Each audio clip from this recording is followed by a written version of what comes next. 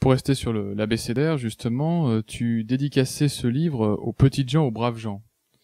Et moi, je voulais savoir si tu rejoignais malgré tout une critique de ces petites gens, comme pouvait le faire un Céline dans Mort à crédit, qui est quand même un livre d'un pauvre sur les pauvres, qui est assez cruel, montrant la vilainie, la bassesse qu'il peut y avoir aussi chez ces gens-là. Est-ce que tu as aussi ce volet critique, on va dire?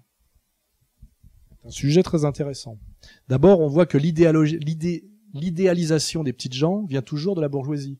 C'est notamment toute l'histoire du marxisme où des bourgeois juifs idéalisent du prolétaire goy. Hein. Ils en ont jamais vu, ils en ont jamais rencontré, et ils leur mettent dans les bras une espèce de mission prophétique historique qui les intéresse pas, les types. Donc ça, Céline l'a compris très vite. Il y a une raison pour laquelle je défends les petites gens et les braves gens, c'est que c'est eux qui font le boulot. Et c'est ça leur morale. C'est pas qu'ils sont bien, géniaux, mieux que les autres, c'est qu'ils portent le monde sur leur dos, ils assument ce que j'appelle le principe de réalité. C'est-à-dire qu'ils bossent. Le facteur livre le courrier, le laitier amène le lait, et que ces gens-là servent à quelqu'un. Moi, j'ai un respect infini pour les mécaniciens automobiles et motocyclistes. Les mecs qui réparent ma moto. Moi, je ne sais pas réparer une moto. Et quand je suis face à un jeune qui, lui, pense que je suis 100 fois supérieur à lui intellectuellement, ce qui est vrai sur le terrain du concept, mais lui, il sait comment marche de A à Z un moteur à explosion.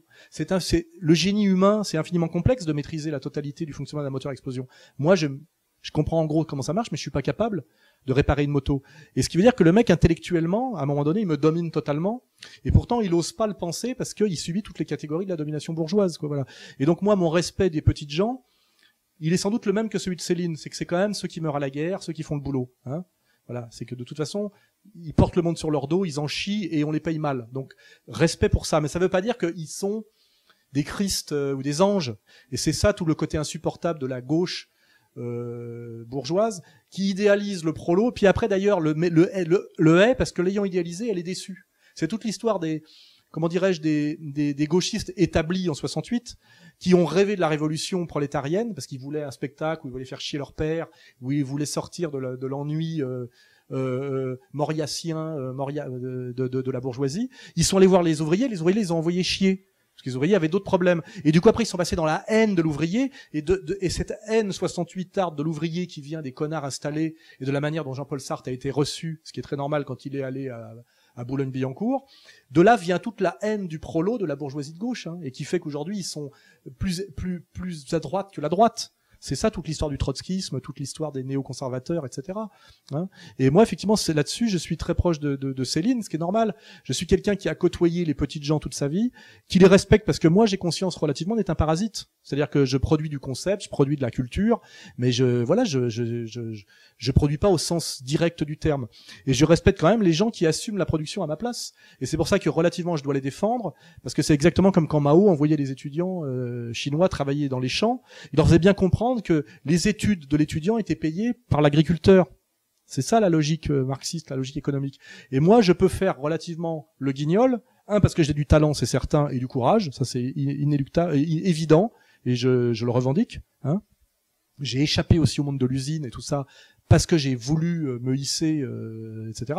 Ça c'est la dimension qu'on retrouve chez Jack London. Il y a cette ambivalence chez Jack London. Ce respect des petits et ce mépris des petits.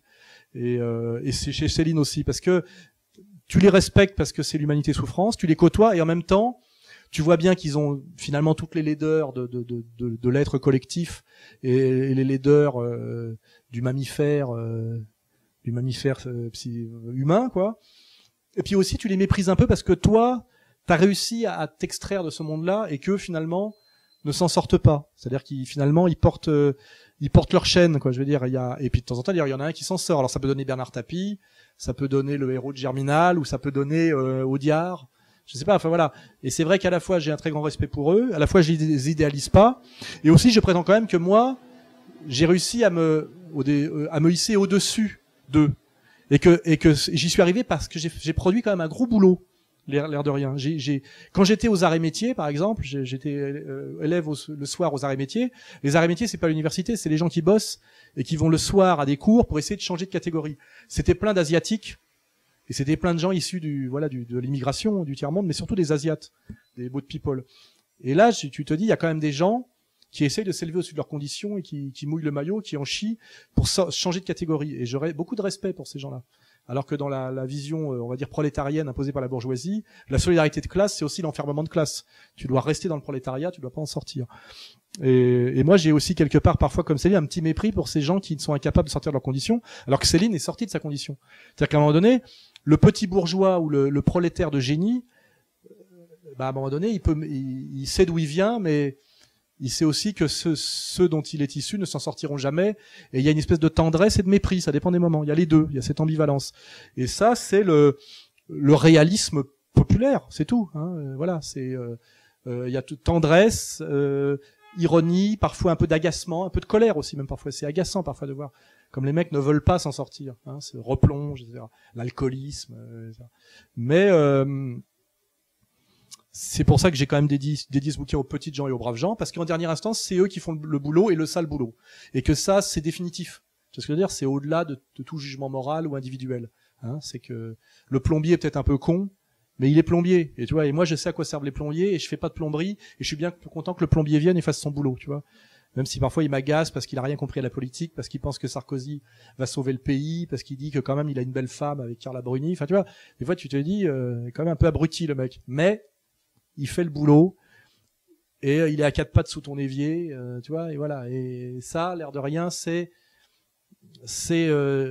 indépassable, tu vois. C'est au-delà de la critique individuelle, au-delà du moralisme, etc. Et je pense que ça se retrouve au Schiss et Céline. Ça se retrouve pas chez Nab. Chez Nab, la dimension sociale est totalement absente, le monde du travail est totalement absent. C'est pour ça que Nab ne peut pas prétendre être célinien. Il ne l'est absolument pas. Le logiciel de Céline, c'est de toute façon, quoi qu'il arrive, c'est toujours les petits et les pauvres qui l'ont dans le cul. C'est ça, le colonne vertébrale de l'œuvre de Céline. Et c'est pour ça que ça reste, d'une certaine manière, un auteur de gauche, malgré tout. Mais ce n'est pas un auteur gauchisant, voilà. C'est un auteur populaire, voilà, populiste, voilà. Je sais pas comment dire. Hein. Et on retrouve cette même ambivalence chez Le Pen, chez Jack London, peut-être même chez Orwell, chez tous les gens qui savent de quoi ils parlent. Voilà. Et ça, c'est important.